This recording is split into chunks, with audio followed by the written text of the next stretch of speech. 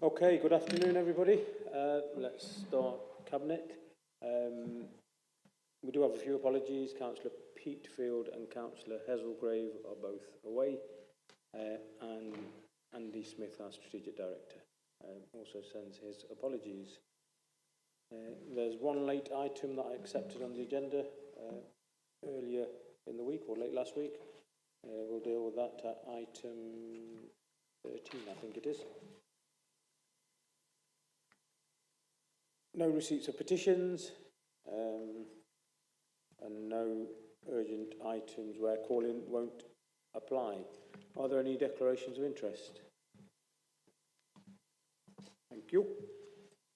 Minutes of the meeting held on the 12th of September, Cabinet.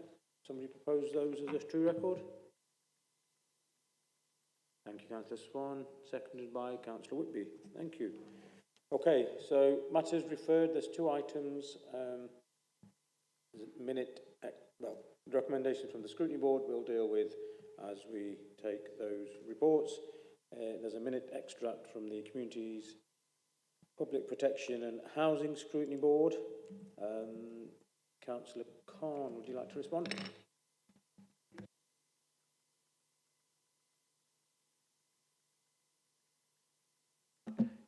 Actually, I can sit down. It's not full council.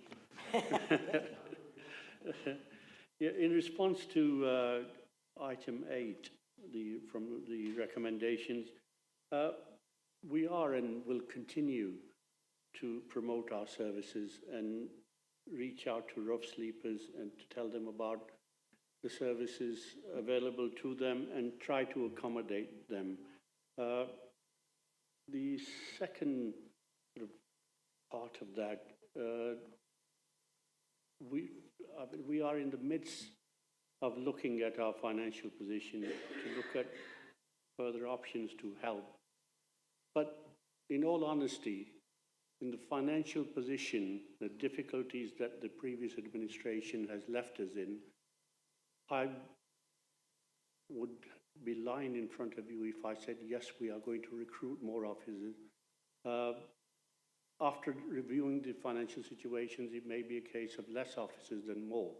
So that is my response to that. And I think the question asked should have been, or the person who asked this question should have been more sincere in it, knowing our financial position and what we were left with. So that's all the answers I have to the recommendation from the Housing Scrutiny Review Board. Okay, thank you, Councillor Khan. I'll bring Councillor Dinser in a second. Yeah, absolutely right. Look,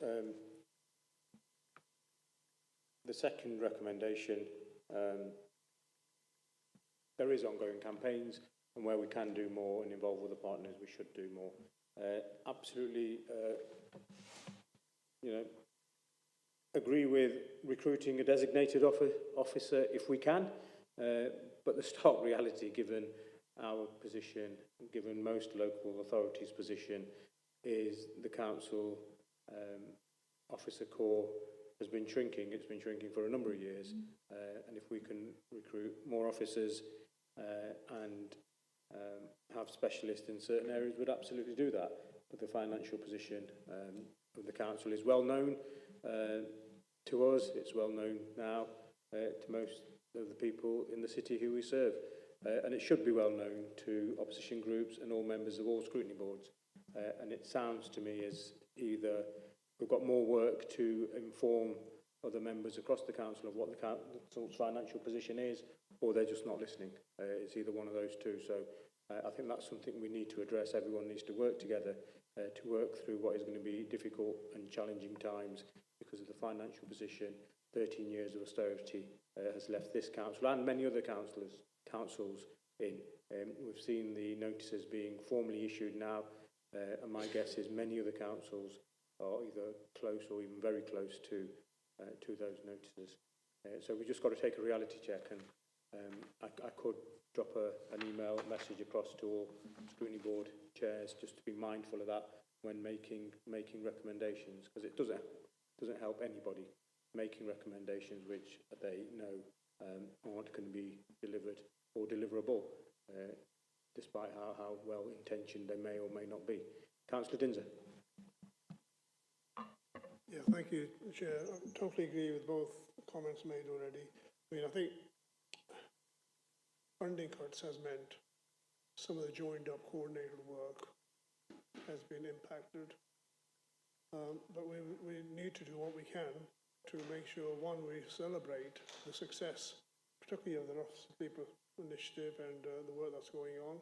And I'm sure we'll continue to do that in many different ways, particularly in terms of the city centre work that's going to be done around the City Centre Task Force and the recently convened City Centre Summit. So we'll pick up some of these issues and try to see whether we can join them up, but obviously it's going to be much harder when there's less funds, less resources, over a 13-year period of cuts, which have made more significant inroads in the last few years, as more and more has been cut, and there's less and less to find from cut to actually identify savings from.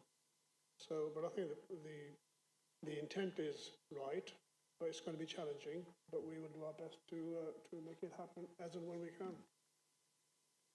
Thank you, Councillor Dinser. Councillor Martin.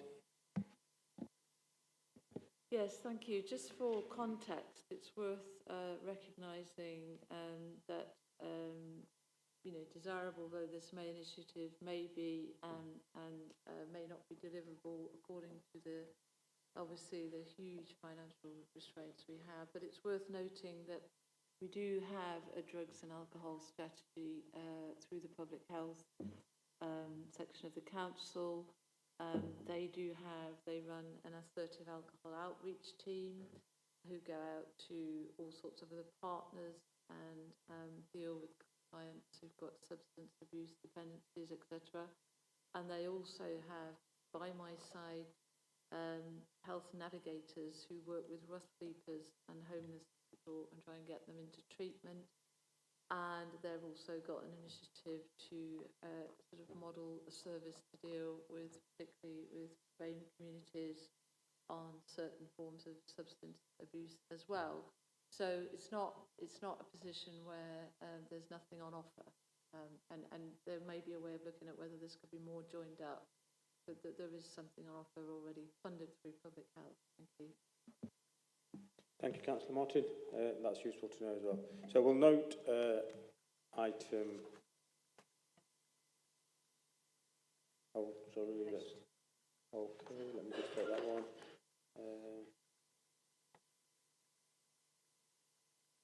Item 9.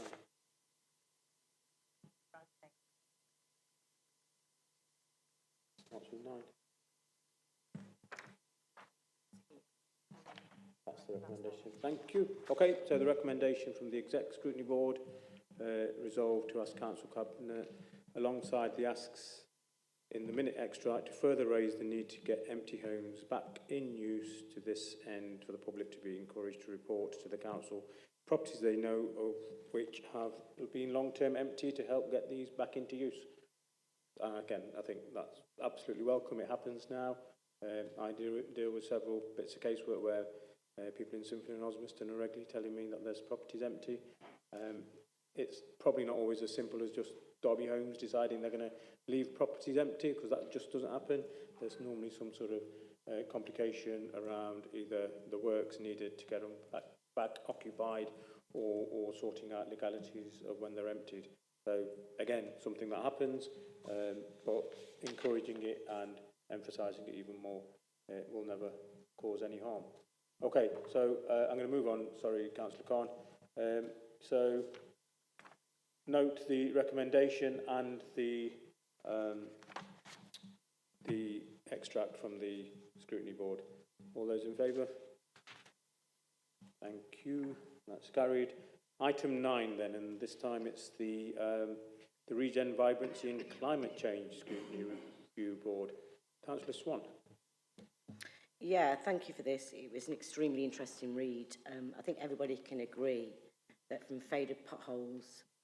potholes to faded road signs and lack of investment in our public highways are simply a symbol of neglect and underinvestment. And it's clearly indicated in this report, with a budget of 4.48 million and a requirement of 51.6 million just to get the roads in an acceptable standard. Not good, acceptable. I really want to take the opportunity to thank the dedication of our highway team, who are underfunded, under-resourced, and who are just about keeping the wheels on. Whilst I accept the recommendations, I'm still unclear where we will find the additional funding. Thank you, Councillor Swan. Can someone just remind me who chairs the Regen Vibrancy and Climate Change Scrutiny Board? Any? Councillor Ingle. Yeah. Oh. Yeah. Okay.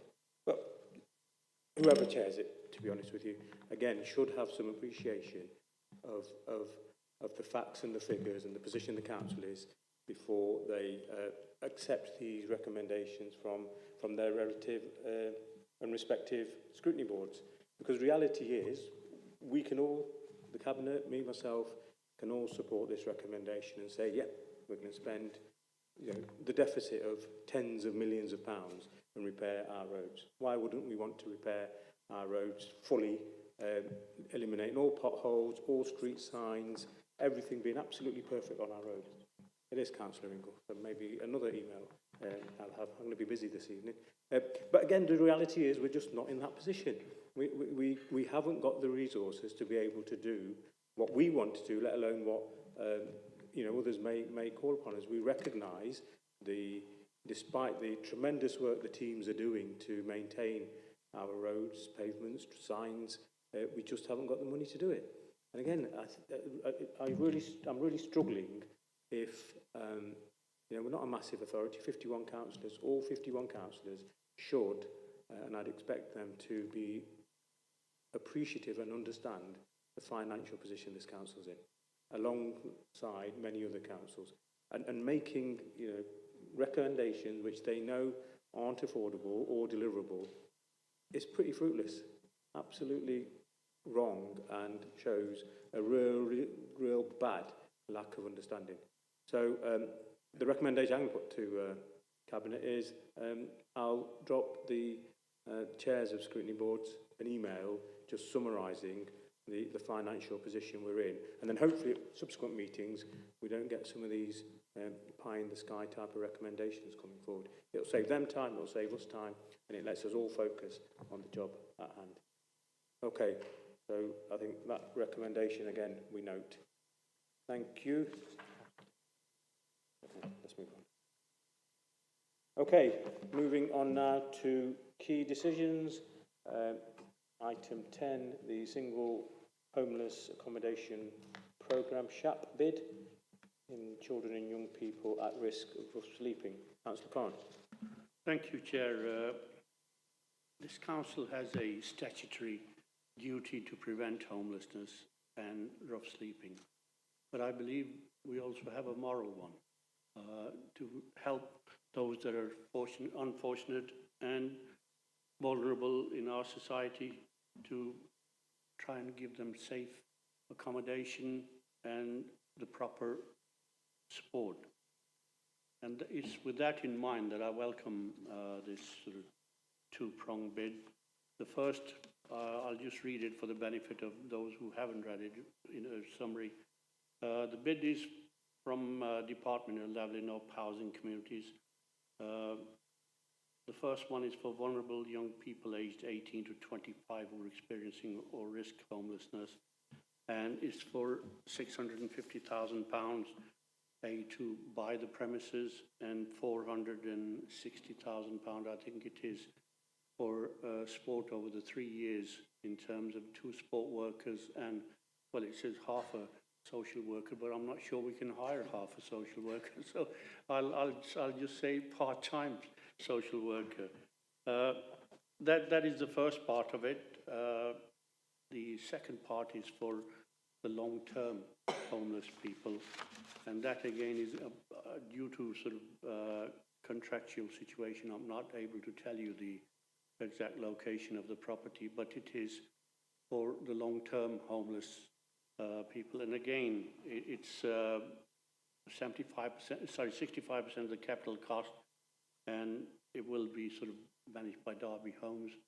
And again, it is an opportunity to take 12 people, rough sleepers, off our streets and give them safe, secure accommodation. So I have no problem in recommending or approving this, and I think the officers have done a good job in trying to sort of get a very good deal for us, and let's hope our bids are successful. I'm quite happy to take any questions. Thank you, Councillor Cohen. Councillor Whitby. Yeah, thank you, Chair. Yeah, from a corporate parenting point of view, this is very, very welcome. I'm sure we've all seen how children stay longer and longer with their parents because they can't afford housing. Well, of course, children leaving care don't get that that luxury, don't get that safety net. You know, when they've got no safety net, when things go wrong, things can quickly spiral out of control. So this is extremely welcome. You know, over the years, having been a foster carer and children have moved on to leaving care, there's never been a decent amount of properties to choose from anyway. And of course, in recent years, we've had more children in care, so there's going to be more care leavers. So they're going for even more scarce resources. So this is extremely welcome. I'm sure we can all agree. Thank you. Youth Mayor. Thank you, Chair. I had a question regarding the homelessness project, in that, is there any support that is currently being offered for young people under 18 as well? Thank you. Anyone take that? Ian? Thank you, Chair. Yes, there is a lot of support that is provided for those young people through our teams within children's services. And of course, this is very much an add-on to that, as the councillors were saying, in terms of the move on, the next stage of the support for those young people to try and help them develop life skills so that they can maintain a tenancy going forward. Thank you, Chair. Okay, thank you. There was no recommendations from the Executive Scrutiny Board, only to note the report. Again, look, let's hope we're successful with the bid. Recommendations 2.1 to 2.7 talk about the bid process and also then accepting the grant if we get that. But I will point out, again, this is another one of those potential funding applications at this stage where we're having to put in time and resource and effort in making bids to government for money to deliver services. If the money was there in our core spend, officers could concentrate on delivering the services rather than making bids and then filling in forms and all that paperwork. It's time consuming, it's costly, and it's distracting our frontline officers from delivering core services. Okay, having said that, recommendations 2.1 and then over the page to 2.7. All those in favour? Thank you, that's carried. Right, going on to budget and policy framework, item 11. That's me. Right. So the medium-term financial summary report is our financial strategy and provides the framework, the financial framework, should I say, for delivery of the council's aims, ambitions and strategic priorities as set out in the council plan. The council plan for 22 to 25 is currently being reviewed, and we'll bring that to Cabinet later on this year, most likely in December. And again, you know, the context of this, both locally and nationally, is the financial situation facing local government in England is very, very serious once again. And it's probably the most serious that we've ever known in living memory. In 2018, you'll all recall, Northamptonshire County Council issued a Section 114 notice, and that was the first in the sector in 20 years. There's been a briefing paper issued by the House of Commons Library in January, and since 2018, another 9 councils have issued a Section 114 notice. And these are councils, incidentally, of all political persuasions, coalitions, you name it, it's affecting councils across the whole country. I'm reassured that we're not in imminent danger, but I'll caveat that with saying it only takes, you know, one or two issues that we face that aren't planned for, and that could change that quite quickly. And I know other local authorities are in the same position. Derbyshire, our colleagues just across the border, issued not a 114, but they did issue a public statement to say how dire their finances were, and again, you know, must be very close to a 114 if they issued that statement. So it's not a good position to be in. We won't be setting a remarkable budget this year. I don't think the last 5 budgets were remarkable in any sense of the word. It's going to be very, very tough. It's going to be very, very difficult, but we'll work through that. I have written to Michael Gove, the Secretary of State in charge, highlighting our position.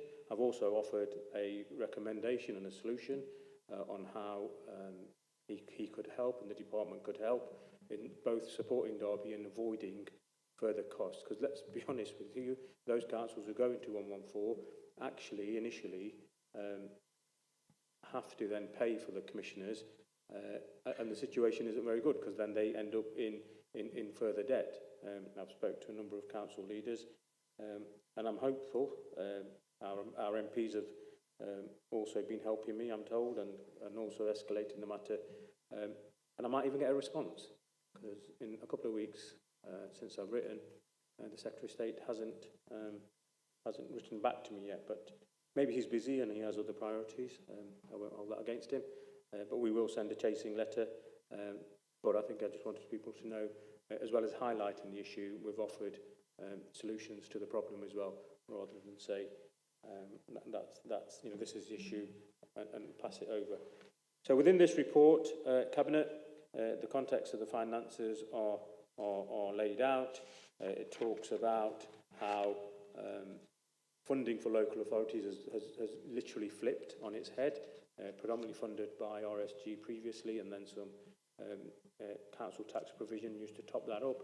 Now it's absolutely the other way around, where the majority of the money we raise is from our council tax, and that's not good.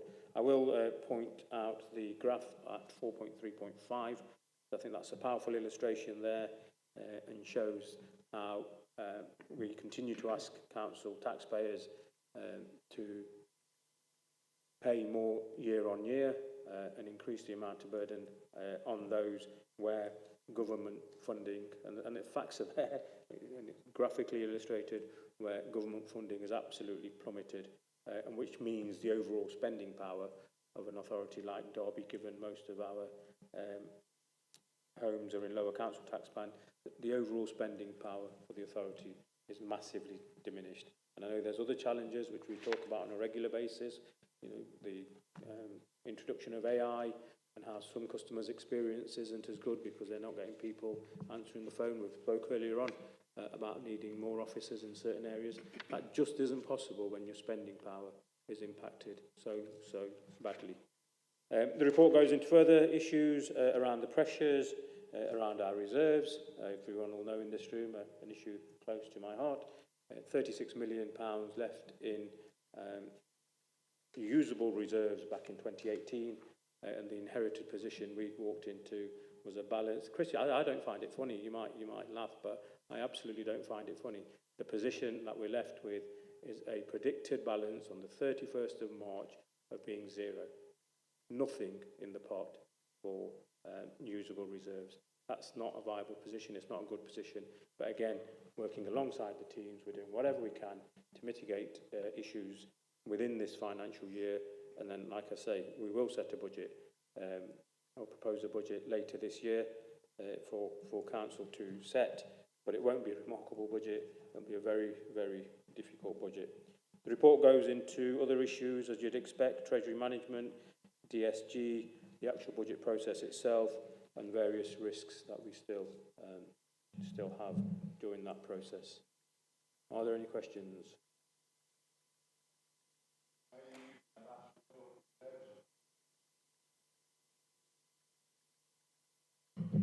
Are there any questions? Those people who are eligible to speak? Councillor Swan. Thank you, Chair.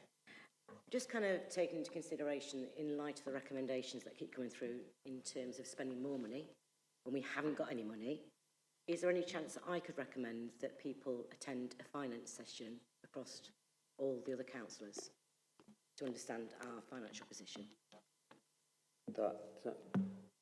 If you'd like to, please could you raise your hand? I know you've got half your group with you today, Steve, but you're the person who's allowed to speak. If you want to make a contribution by all means, just raise your hand and I'll bring you in, as I always do. But if you could just ask the other members of your group to stay quiet whilst we try and conduct our business, that'd be appreciated. That's a very sensible recommendation, Councillor Swan. I agree with that. Let's just go through the two recommendations of the exec scrutiny.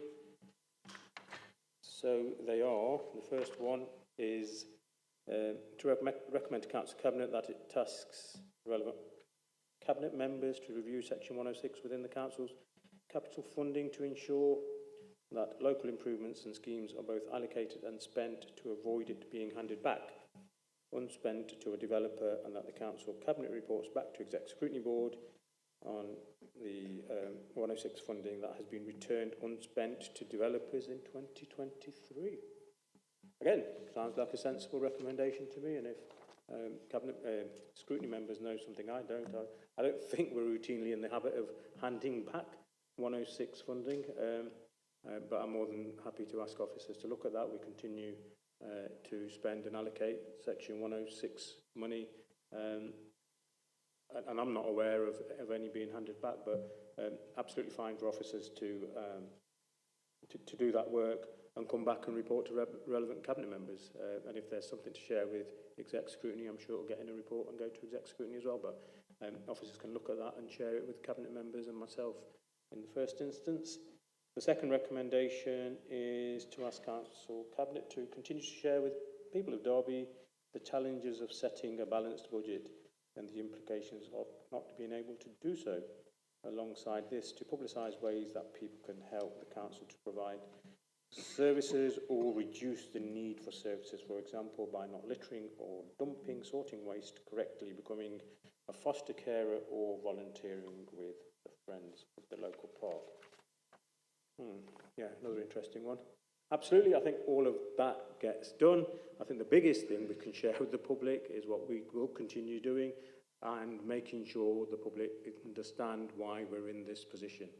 We're in this position, whether you like it or not, whether you feel uncomfortable in me saying it, but I'll say it again, we're in this position because of 13 years of austerity. The figures are absolutely astounding, and which Derby City Council alone has lost through the revenue support grant. It's unbelievable, and it's what is remarkable is we've not had to issue a Section 114 already. That's what's remarkable, because officers, along with Cabinet members, and you guys are in the same position, have managed to keep the council afloat and going, but reducing services, reducing the number of officers, reducing the number of leaders in the council at a senior level, always trying to protect frontline services. That's the reason we're in this mess.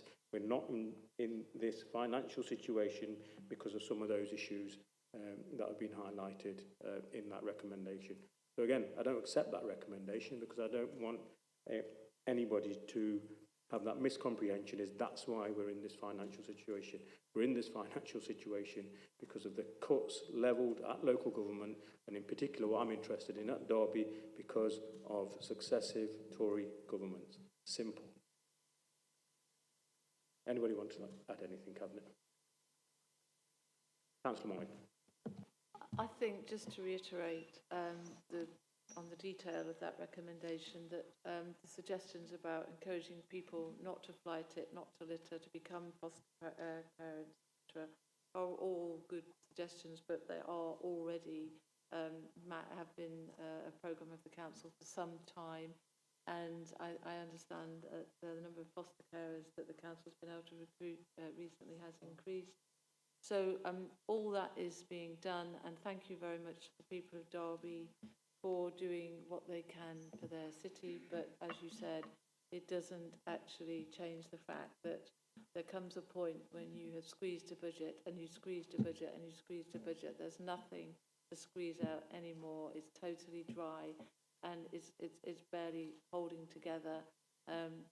Nevertheless, that is what people are trying to do, and it's very difficult, and that's the message to give to the people of Derby, I think. Thank you.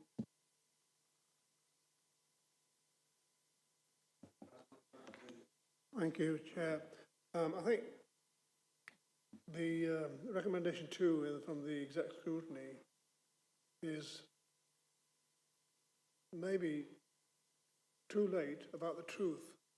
As you mentioned, 4.3, paragraph 4.35, the reality is that funding for councils have reduced, I think 25 to 30% in that overall power of spending. And government funding for councils has plummeted to less than half of what it was since the takeover from the Tory administration for the last 30 years. That has a massive impact. The campaigning to get the people of Derby to work with us to reduce spend and to help with all the issues will be reinvigorated, redone, and probably more so than it has been in the past from the cabinet members. I'll certainly be doing that in my area of responsibility. I'm sure everybody else will be. But the reality is there's only so much that can be done, and more needs to be done to take this message to be heard. I think messages have been made to central government before, but have they been heard? Have they heard what the situation is, what the dire consequences are for local authorities?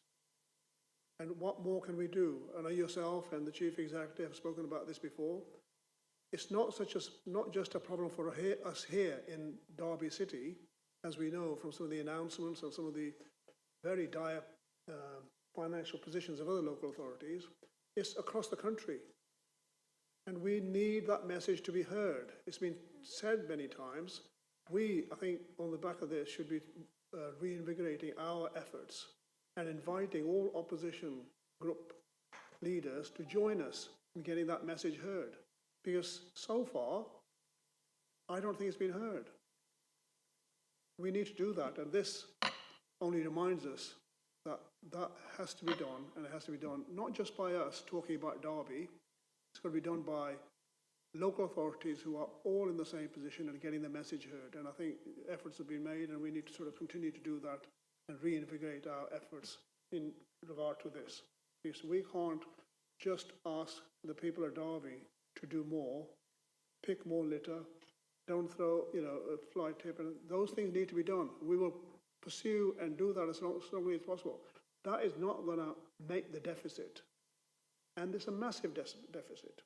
And the report that you presented, Chair, highlights that really well. Thank you, Councillor Dinser. Paul Simpson, our Chief Executive, and I'll bring in Councillor Cohen after that. Sorry, Chair. Yeah, thank you. Well, I'd already signalled to the Chair I wanted to say something, and actually Councillor Dinser's intervention was kind of just kind of outline what I was about to say. So just for all members' information, only last week I was in a conversation with my counterpart at the county with officials from the Treasury. We were having relatively regular conversations with them about our position and the position of the sector more broadly, and without saying too much, because obviously a lot of these conversations take place in private, and it would be unfair and unwise of me to be saying things that might put civil service colleagues in a difficult position. But suffice to say that we are making our case very, very strongly about both Derby's perspective and the perspective of the sector more widely. And again, just yesterday, I was actually in London with a group of around 30 or 40 chief execs from across the country, having similar conversations with civil servants from government. So, and again, kind of setting out in very clear terms the issues in play, the challenges that we face. And, you know, I do think, you know, those messages are being heard. And obviously it will be for the government to respond to that. And obviously I'm not going to say how or why they should do that. But the reality is that from an officer perspective, clearly the leader has quite rightly identified that he wrote to the Secretary of State. But I guess I just wanted to reassure and assure members, all members, that from an officer perspective, we are absolutely lobbying on behalf of the local authority and the local government sector more widely. One thing I will say about the conversation from yesterday, simply because I think it's important that members understand, is that, and this isn't a criticism, it's just sharing information, that because the Chancellor won't be making his autumn statement until the 22nd of November, that for reasons not really understood by me, but I can see why, delays the local government finance settlement. So I think members will recall that the settlement last year was quite late. I think it was something like the 20th or 21st of December.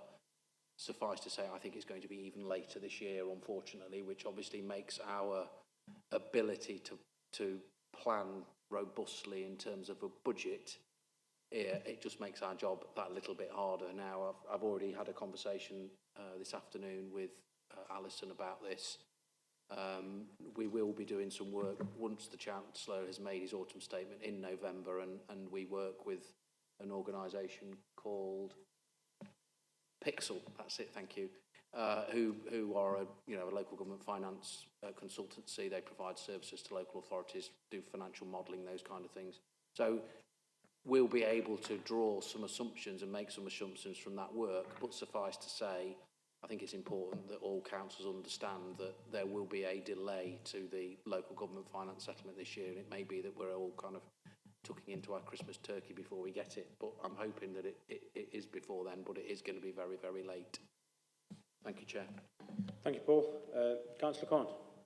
Yeah, very quickly, Chair. I mean, just on the first recommendation, given our precarious financial situation, it seems very unlikely that we'll be returning any Section 106 money, given the state of our deprived wards in particular, and parks and etc. So I don't really know why this was made, but in the 5 sort of months that we've been in charge, there hasn't been any money returned, and as far as I'm concerned, or as far as I know, officers haven't come to say that there's money that should be returned.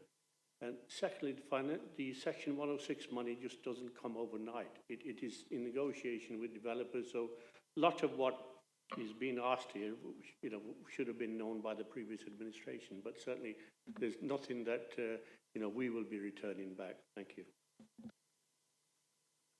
Thank you, Councillor Khan. Thank you, Paul, and thank you, Councillor Dinsmore, for your contributions.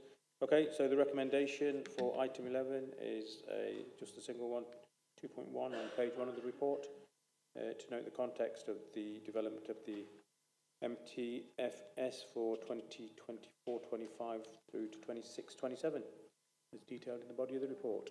All those in favour? Thank you, that's carried. Okay, final item is the late item. So this is a compliance with contract and financial procedure rules item, and the purpose of this is the acceptance of the new funding of just over £500 million. No, just over $500,000. Get that right. £500 million would be nice. From the Department of Levelling Up Housing and Communities via Nottingham City Council, because it's come through the combined authority for the alleviation of fuel poverty. The details are in the report.